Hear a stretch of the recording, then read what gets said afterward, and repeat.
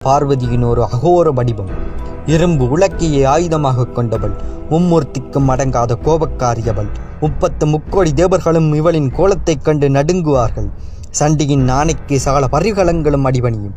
இவளுக்கு மருந்தும் மந்திரமும் பாராட்ட முடியாது. இதற்கும் அடங்காத அரசி இவள். இவளின் பாதம் வைக்க 14 லோகமும் காணாது என்று வேத நூல் வர்ணிக்கிறது. மந்திர வித்துவான்கள் பிழை செய்தால் கண்ணை கெடுக்கக்கூட தயங்க மாட்டாள் இவள். இவள் பிரம்மத்தின் மொத்த ஆற்றலை குறிக்கிறாள். தீமைகளை அழிக்க வெளிப்பட்ட பார்வதியின் சக்தி வாய்ந்த திகிலூட்டும் வடிவம் சண்டிகா. கோபத்தின் காரணமாக சண்டிகா வடிவம் மிகவும் மூர்க்கத்தனமானதாகவும் அணுக முடியாததாகவும் உள்ளதாக கூறப்படுகிறது. தீய செயல்களை இவள் பொறுத்து கொள்ள மாட்டாள். தீய செயல்களை இவளுக்கு பிடிக்காது.